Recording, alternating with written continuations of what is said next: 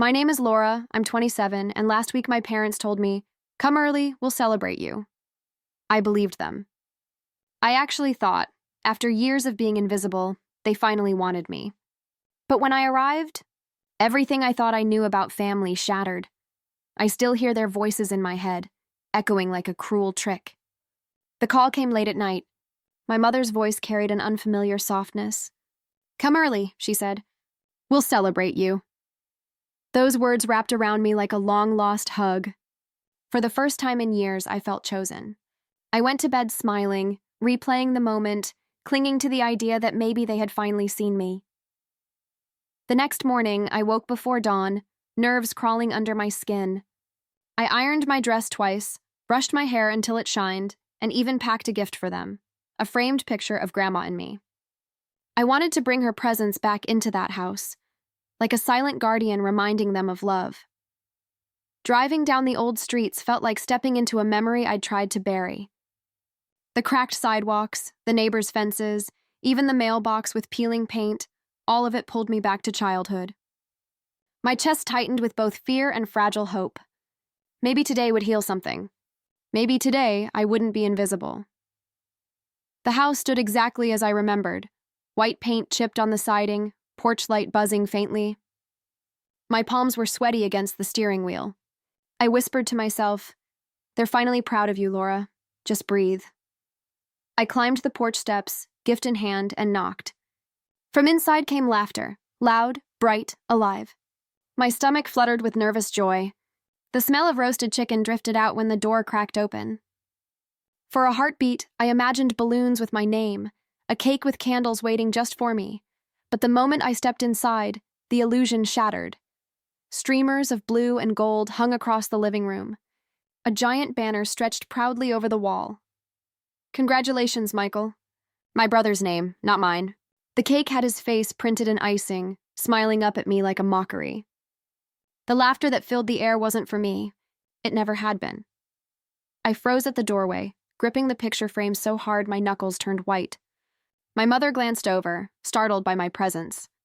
Her expression wasn't warmth. It was irritation. Oh, you're early, she said flatly, brushing past me. Just don't get in the way until everyone arrives. The words cut deep, sharper than any knife. Don't get in the way. I forced a smile, but inside I was unraveling. My eyes darted around the room, desperate to find even one corner that belonged to me. One balloon, one card, one detail that proved they had meant what they promised. Nothing. It was all his. Michael swaggered out of the kitchen, Claire at his side, grinning like he owned the world. Hey, sis, he said casually. Didn't think you'd show? I nodded, my throat locked tight, the humiliation choking me. Guests began arriving, their eyes flicking toward me like I was a stranger. I set the frame on a side table, unnoticed among Michael's mountain of gifts. Standing in the corner, I watched them orbit around him, my parents beaming, my mother refilling his plate, my father raising a toast. The room pulsed with pride, but none of it belonged to me. I whispered under my breath, too soft for anyone else. You said you'd celebrate me, but they never meant it.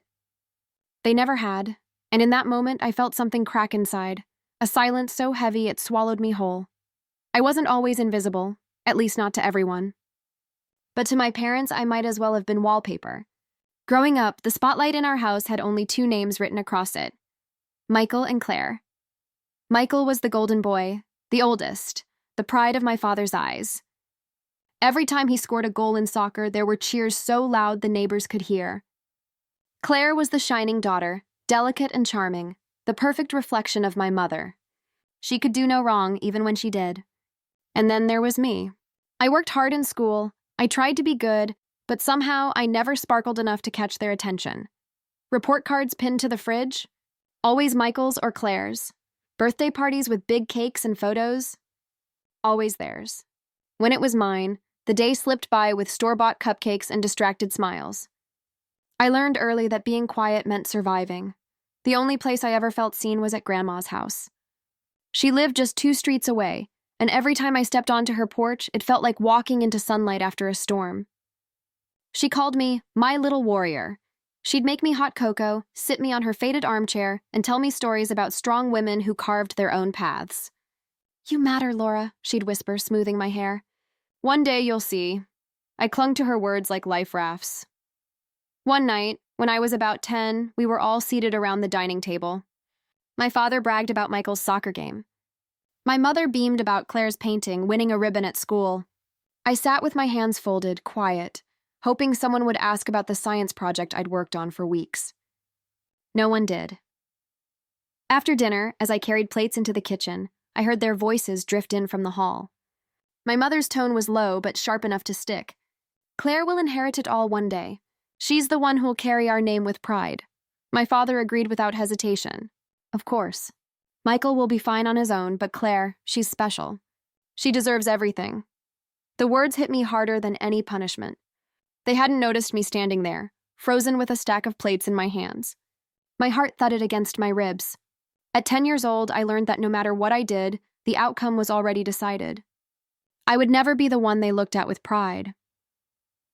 I went upstairs that night and cried into my pillow, the sound muffled so no one would hear. But the memory carved itself into me, a wound that never fully healed. The world outside our house saw a perfect family. But inside, I was the forgotten shadow. And even though Grandma's voice told me I mattered, deep down, I feared my parents' whispers would always drown her out. That night changed me. I began to shrink, to step aside, to let them have the stage. But part of me, the part Grandma protected, stayed alive, waiting for the day when I could finally step out of the shadows. By the time I turned 16, the cracks in our family were wide enough to swallow me whole, but the only person who noticed was Grandma. It started with little signs, her hands trembling when she poured tea, the way she sometimes forgot where she'd left her glasses. I brushed it off at first, telling myself she was just tired. But soon the truth became impossible to ignore. Grandma was getting sick. I began spending every weekend with her. While Michael was off chasing girls and Claire was at art shows, I was in Grandma's kitchen, stirring soup on the stove or folding laundry. I read her books when her eyes were too tired, and she told me stories of her childhood, of growing up poor, of fighting for respect, of never backing down. You'll be stronger than all of them one day, she'd whisper, gripping my hand with surprising force. Don't ever forget that, Laura.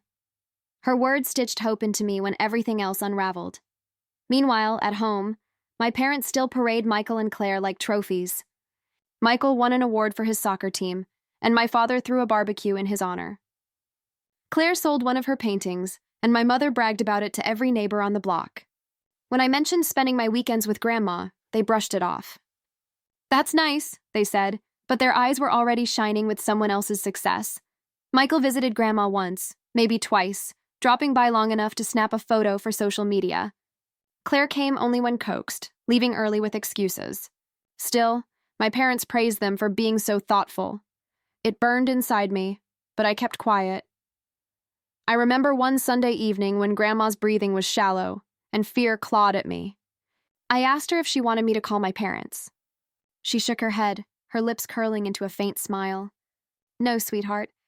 They'll come when they want something. You're the only one who comes for me. Her words broke me and healed me at the same time.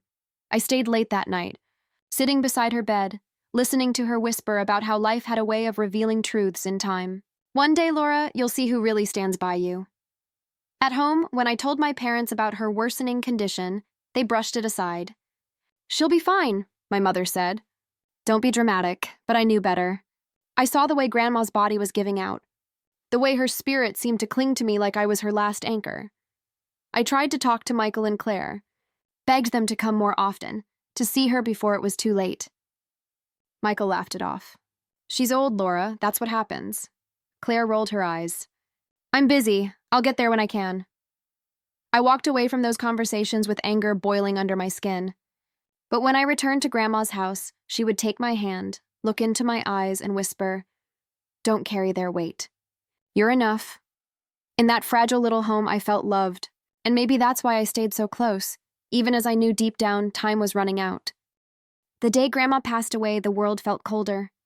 I still remember the silence of her house when I walked in that morning, the way the curtains swayed slightly with the breeze, how the clock ticked too loudly in the corner.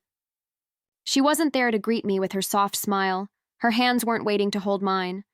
She was simply gone. The funeral came quickly, and with it, the chaos of family appearances. I stood in black, quiet and hollow, while relatives I barely knew embraced Michael and Claire, telling them how strong they must be, how proud Grandma would have been of them. No one looked at me, not really. When they did, it was with pity, as though I were just a shadow on the edge of the gathering. I stayed near the back, watching as Michael shook hands. Claire dabbed her eyes with a handkerchief, and my parents beamed at the display of grief their golden children performed.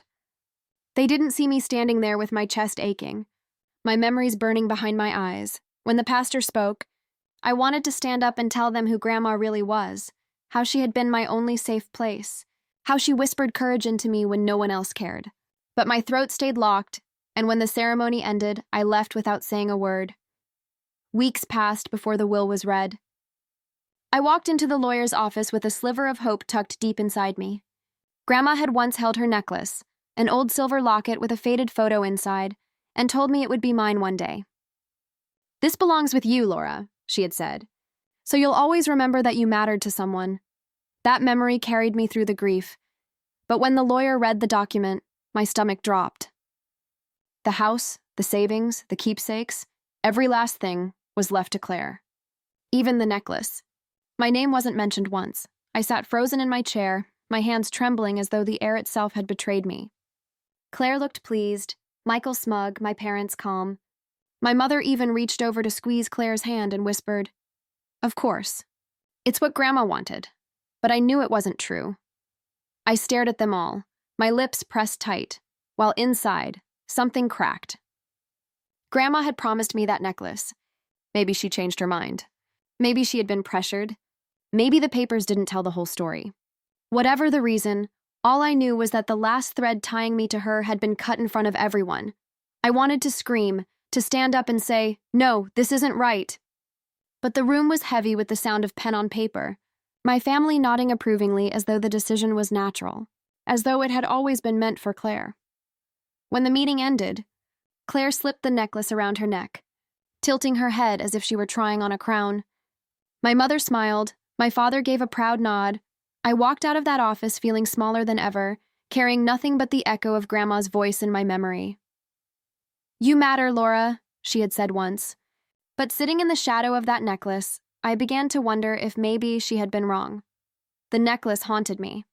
Every time I closed my eyes, I saw it glinting against Claire's throat, the very thing Grandma once promised would be mine. Days turned into weeks, and the silence inside me turned into fire. One evening after dinner, I found the courage to confront my mother. She was in the kitchen, polishing glasses like she always did, as though perfection mattered more than people. My father sat in the living room, the glow of the television painting his face. I stood in the doorway, my voice shaking. "Why did Grandma leave everything to Claire?" My mother barely looked up. "Because it's what's right." That necklace, she told me it would be mine. My words came sharper this time, rising out of the anger I'd been swallowing. She set down the glass and finally turned to me. Her eyes were cold, sharp as knives. Claire was always destined to carry the family's name. "You were too weak," the words slammed into me. Too weak. As though all the nights I sat by Grandma's bedside, all the weekends I gave to her, meant nothing. I opened my mouth, but my father's voice cut through from the living room. Calm, steady, dismissive. "We gave you a roof, Laura. Don't ask for more." I felt the room tilt, the floor threatening to slip beneath my feet. My parents, the people who were supposed to see me, had just declared me unworthy. Again. My mother crossed her arms, her voice like ice. "Don't start drama. Be grateful for what you have, grateful. For scraps. For silence. For being invisible while Claire paraded around with what was once promised to me. I wanted to shout, to throw every hurt in their faces, to tell them how I had carried Grandma's weight while they looked away. Instead, my throat burned, and my words came out in a whisper. "You'll regret this one day," my mother laughed softly, shaking her head. "No, Laura, you're the one who will regret not being stronger." The final blow landed. My father didn't even look away from the television. I walked out of that kitchen with my chest hollow, but my insides burning. My humiliation was complete, but beneath it, something else stirred, something Grandma had planted in me long ago. I replayed her words in my head as I closed the door behind me. You'll be stronger than all of them one day. Maybe I was too weak for them now. But weakness wasn't permanent. And for the first time, I knew I wouldn't stay invisible forever. The bills came in like waves, one after another, and I felt myself drowning. Rent, utilities, car repairs. Each envelope felt heavier than the last, reminding me how alone I really was. But the cruelest part? I had once saved my parents from the same storm. Years earlier, when they faced a crushing $200,000 debt, I had emptied my savings without hesitation. I told myself it was love. I told myself that maybe if I helped them, they would finally see me and finally be proud of me. I signed check after check until my account was empty, until I was left with nothing but the fragile hope that gratitude would follow. But gratitude never came. Not even a thank you. To them, it was as if the sacrifice had never happened. Now, with bills stacked on my kitchen table, I stared at the past in cruel clarity. I hadn't saved them out of strength. I had saved them out of desperation. Desperation to belong. Desperation to be enough. And they had used it, drained me, and left me dry. I started keeping journals. At first, they were messy. Scribbled words on cheap notebooks, ink smudged by tears. But the more I wrote, the clearer it all became. Every betrayal had its place on the page. The necklace, the funeral, the rejection. I filled page after page with their words, their actions, the way they had made me feel invisible. It hurt. But strangely, it healed too. Writing it down gave me proof that I wasn't imagining things. Proof that the pain was real. Proof that I had survived every moment. One night, after hours at my second job, I came home exhausted. My body ached. My hands smelled of dish soap and grease from scrubbing restaurant pans. But when I opened my journal, something shifted. Instead of writing only about pain, I started writing about strength. About survival. About what I wanted my future to look like. The ink flowed like blood, but this time it carried fire instead of sorrow. I worked long hours, overtime at the office, weekend shifts at the diner. My eyes burned from lack of sleep, but my heart beat with something new. Determination. If my family saw me as weak, then I would build a life that proved them wrong. If they thought I was invisible, then I would become unshakable. I taped the bills to my refrigerator, each one a challenge waiting to be crushed. Slowly, check by check, I started paying them down, not out of love for anyone else, but for myself. One entry in my journal summed it all up. They can take my savings, they can take my place at the table, but they will never take my will to rise again. And as I closed that notebook, I knew Grandma would have been proud. The news of Michael's wedding didn't come from an invitation. It came from a glowing screen. I was scrolling through social media on a quiet Sunday morning when the first photo appeared. Michael in a black tuxedo, smiling wide, his arm around a woman I barely knew. Behind him, my parents stood with their heads high, their smiles stretching wider than I had ever seen them. My stomach clenched. Post after post filled my feed. My mother is fixing his boutonniere. My father raising a toast. Claire standing proudly at the front. All of them beaming like they were a family out of a magazine. And me? I wasn't even there. The captions cut the deepest. Our perfect family. A day we'll never forget. Each word struck like a knife. I stared at the photos until the screen blurred through my tears. I thought of all the weddings I had dreamed of attending. Not mine, but theirs. I imagined being at Michael's side, clinking glasses, dancing, laughing as siblings are supposed to. Instead, I was a ghost, watching from the outside. I pressed my hands to my face and sobbed. The sound of my own crying filled the apartment, raw and broken. For a moment, I felt like that little girl again, the one sitting at the dinner table, invisible while Michael and Claire soaked up the praise. But as the tears slowed, something else rose up inside me. I closed the app and set the phone down. My chest still ached, but the ache was different now. Lighter, clearer. They hadn't forgotten me by accident. They hadn't left me out because they forgot to call. No, this was deliberate. This was who they were.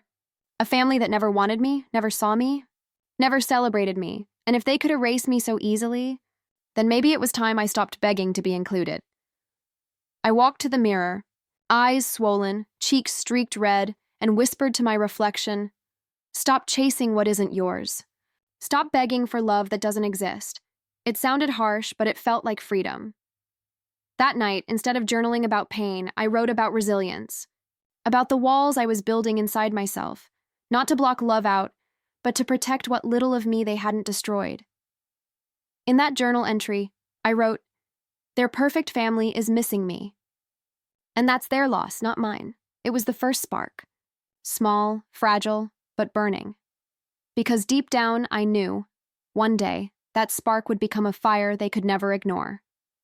For the first time in years, life began to feel different.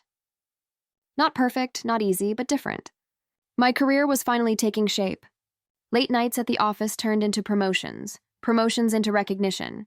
My name was being spoken in boardrooms, not ignored at the dinner table.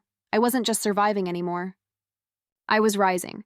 Colleagues invited me to lunch, mentors congratulated me on my work, and friends, real friends, started to circle into my life. They laughed with me, listened to me, and for the first time, I felt like my voice mattered.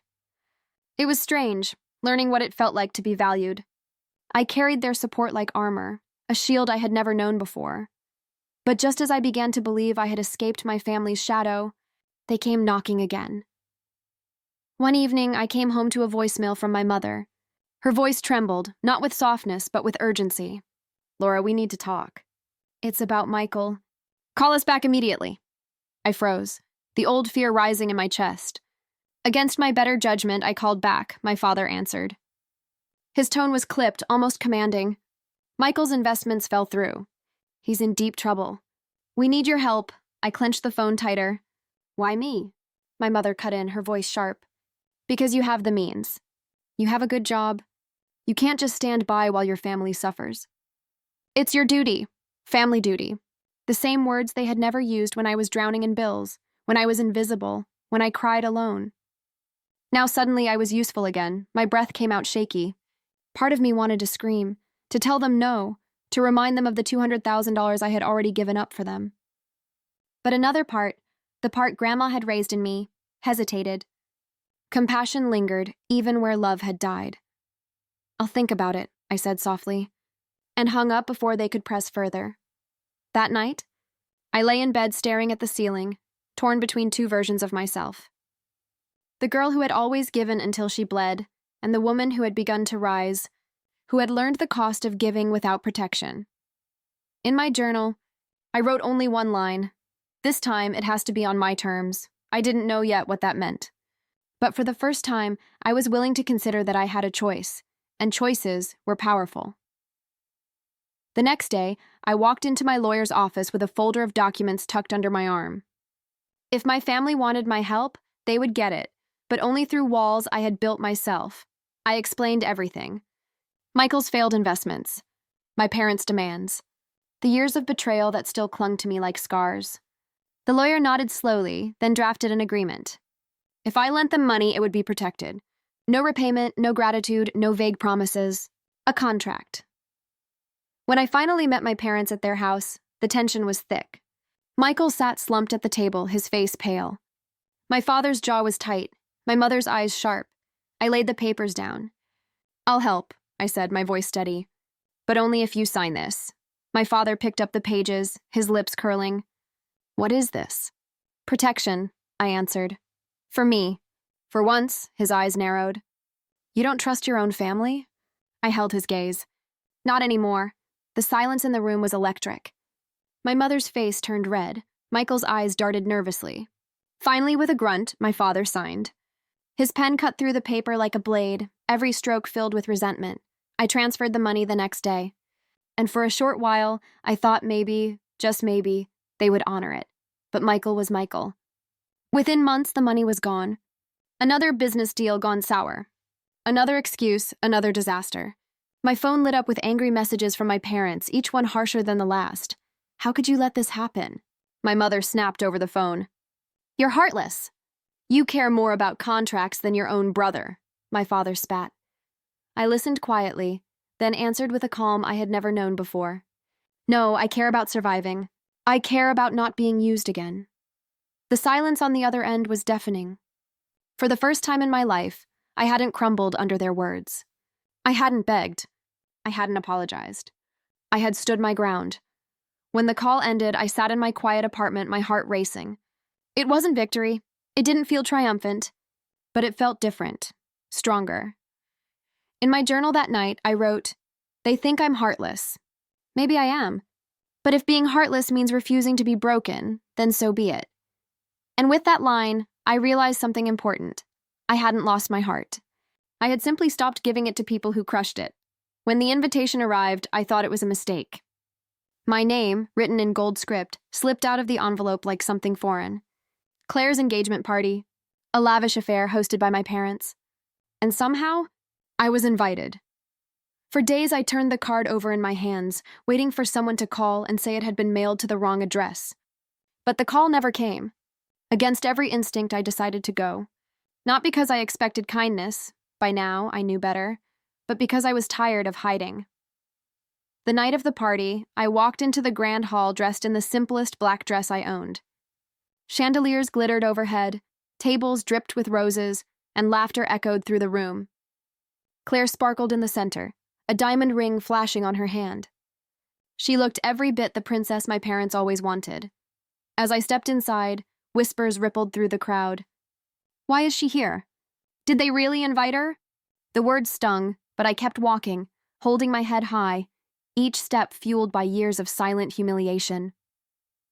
I found a seat near the back, away from the spotlight, where I could watch without being seen. The music swelled, glasses clinked, and soon the moment came for the toast.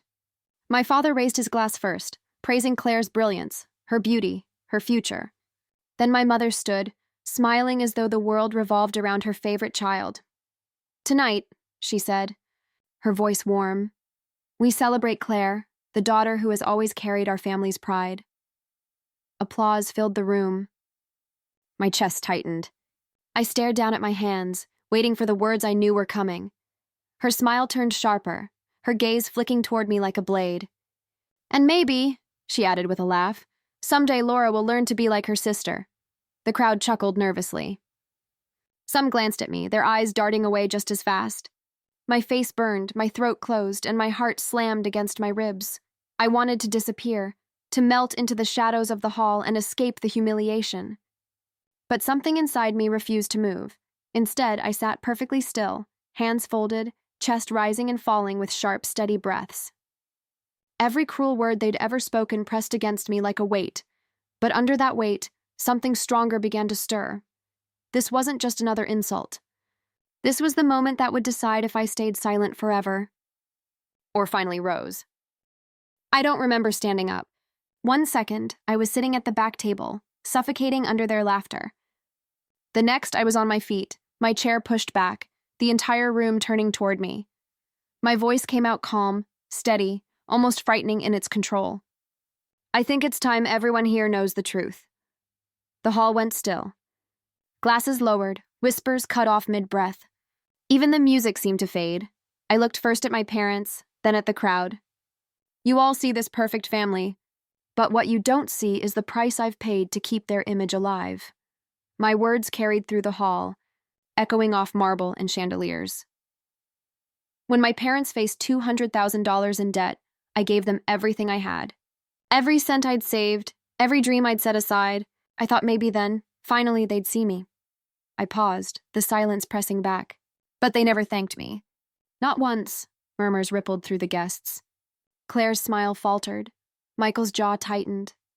And when Grandma passed, she promised me her necklace, her most precious keepsake. Instead, they left everything to Claire.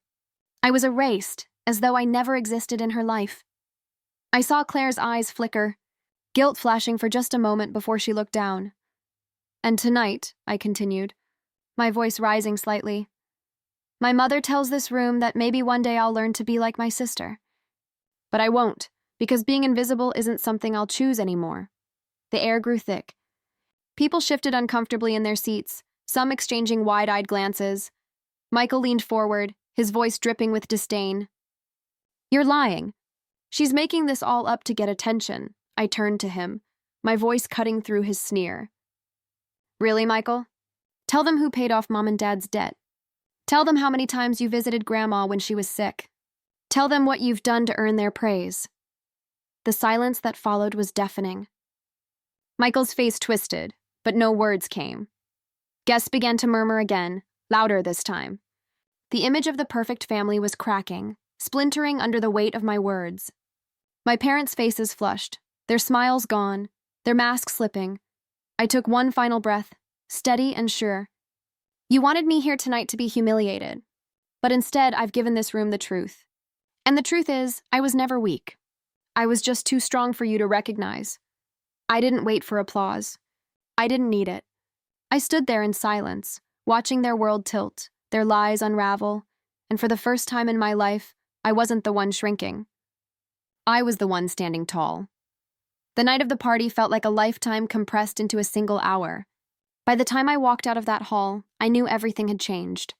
Not just in me, but in them too. The next morning, the call came. My mother's voice was flat, almost rehearsed. Don't come back. You've embarrassed us enough. And just like that, the line went dead. For years, those words would have crushed me. I would have begged, pleaded, apologized for existing. But this time, I felt something different. Freedom. Like a weight sliding off my chest after carrying it for decades. Of course, the silence that followed wasn't easy. Days stretched out, quiet and strange, without the familiar ache of waiting for their approval. But in that quiet, something else bloomed. Space for me. My friends noticed first. Laura, you seem lighter, one of them said over coffee, her smile warm. Like you can finally breathe. She was right. I laughed more. I let people in. I started saying yes to dinners, to late-night walks, to weekend getaways. For the first time, I wasn't orbiting a family that never wanted me. I was building a world where I belonged. Work mirrored that change. My manager called me into her office one Friday afternoon, her eyes shining. Laura, your dedication hasn't gone unnoticed. We'd like to promote you. The word hung in the air. Surreal. Promote. I felt my throat tighten, but not from sadness this time, from pride. Walking back to my desk, I realized something profound. The approval I'd been begging for all my life wasn't theirs to give. It was mine. Still, the echoes of old wounds didn't vanish overnight.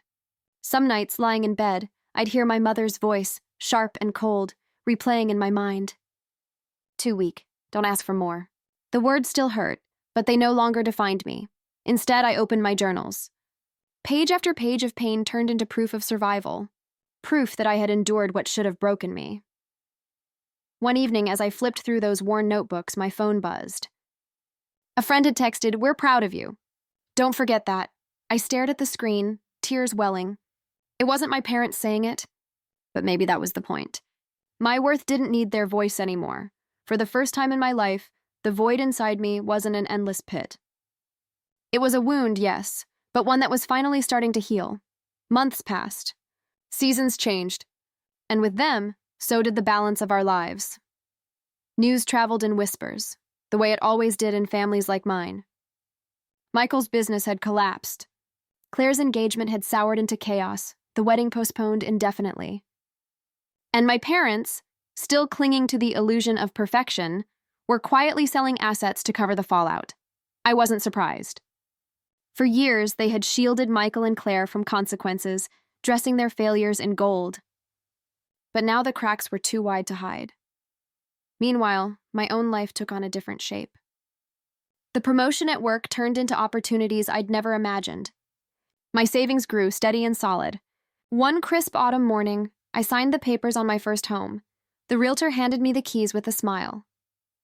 Congratulations, Laura. This is a big step. I stood in that empty living room, sunlight spilling through tall windows, and let the silence wash over me. It wasn't lonely, it was mine. Every wall, every corner belonged to me. No one could take it away. The irony wasn't lost on me. All those years, my parents whispered about Claire inheriting everything, about me being too weak, too small. And yet, here I was, owning more than I had ever been destined for. I invested wisely, choosing security over spectacle. I built something solid, brick by brick, dollar by dollar. And with each step forward, the label they'd given me, weak, invisible, crumbled. Sometimes I'd scroll through social media, seeing photos of Michael and Claire trying desperately to project their old image. Smiles too wide, captions too forced. But behind those filters, I knew the truth. One evening, a distant relative reached out. Her voice was hushed, conspiratorial. Your parents are worried sick. Michael and Claire are drowning. They don't know what to do. I listened quietly, offering no response. The old me would have rushed in, sacrificing everything to save them. But not anymore. Because I had finally learned the lesson Grandma tried to teach me long ago. Strength isn't about carrying everyone else's weight. It's about knowing which burdens are yours to hold. As I locked the door of my new home that night, I felt something settle deep in my chest. Not bitterness. Not revenge. Just clarity. The family that once erased me was now unraveling. And I, the so-called weakest link, was standing stronger than ever. The irony was sharp, undeniable. The forgotten daughter had become the one who endured, who thrived, who survived. And maybe that was the truest inheritance of all. The call came on a rainy Tuesday evening. I almost didn't answer, but something in me wanted to hear the sound of their voices one more time. Laura, my father said, his tone softer than I remembered. We need you to come home. It's serious. Home. The word felt foreign now, like it belonged to a different lifetime. Still, I drove back, not out of hope, but out of curiosity. The house looked smaller than I remembered, its walls tired, its garden unkept. Inside, the air carried the faint smell of dust and desperation. My parents sat at the dining table, the same one where I'd once been invisible during dinners. The same one where their whispers had cut me open as a child. This time, though, their faces weren't proud or dismissive. They were scared. My mother's eyes darted away from mine as she spoke. Michael's in trouble again. Claire, too. The debts. We can't manage them anymore. My father leaned forward, his voice trembling. You're the only one left who can help. Please, Laura, we need you. For a moment, I just stood there, letting the words hang in the air. Years of rejection, humiliation, and betrayal came rushing back. They had called me weak, invisible, worthless. And yet here they were, asking me to be their strength. I sat down slowly, folding my hands on the table. My voice was calm, steady. Do you remember when I paid off your debt? $200,000. I thought it would finally make me worthy of your love. Neither of them answered. Their silence was heavier than any confession. Do you remember when Grandma promised me her necklace, but you nodded when her will gave it to Claire instead? My chest tightened, but I held their gaze. Or when you said I was too weak to carry the family's name? My mother flinched. My father looked down at his hands. I leaned forward, close enough for them to see the tears in my eyes. For years you made your choice. Michael and Claire were your pride, your legacy. I was your shadow. And now you want me to save you? The room was silent except for the rain tapping against the windows. I stood, my chair scraping against the wooden floor. You made your choice, I said, my voice firm. And now I've made mine. I walked toward the door. My father whispered, Laura, please. But I didn't turn back. The night air hit my face as I stepped outside, cool and freeing. For the first time, I realized leaving wasn't running away. It was walking toward myself. I didn't look back. Not once. Time has a strange way of softening sharp edges. Months turned into a year, and the raw ache I once carried began to fade. Not because my family changed, they didn't, but because I finally stopped waiting for them to. I built a life of my own. My career continued to grow. My home was filled with laughter from friends who became my chosen family. On weekends, I cooked meals not to impress anyone, but because sharing food felt like love. And every time I heard my own laughter echo through those walls, I knew. This was what belonging felt like. Sometimes, memories of the past still surfaced. The child sitting at the dinner table, waiting for a crumb of recognition. The teenager overhearing whispers that her sister would inherit everything. The young woman begging her parents to see her worth. But I don't see her as weak anymore. I see her as a fighter who carried wounds that no one else could see. She survived, and in surviving, she grew strong.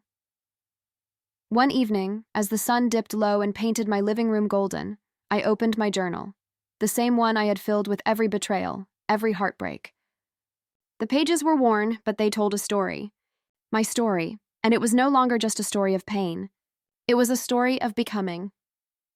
I thought about Grandma, about the way she would cup my face in her hands and whisper, "You'll be stronger than all of them one day." Back then, it had felt like a distant dream. Now I knew she had been right. Not stronger because I had wealth or recognition. Stronger because I had peace. If you asked me whether I forgave my parents, the answer would be complicated. I don't hate them, but I no longer need them either.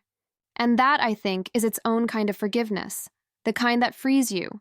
People often say revenge is sweet. But I've learned something different. The sweetest revenge isn't shouting your victories in the faces of those who doubted you. It's living well enough that you don't even need them to notice. Sometimes family isn't who raises you.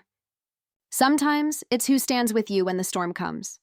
My friends, my colleagues, the people who see me as I am, they are my family now, and maybe that's the lesson I needed all along.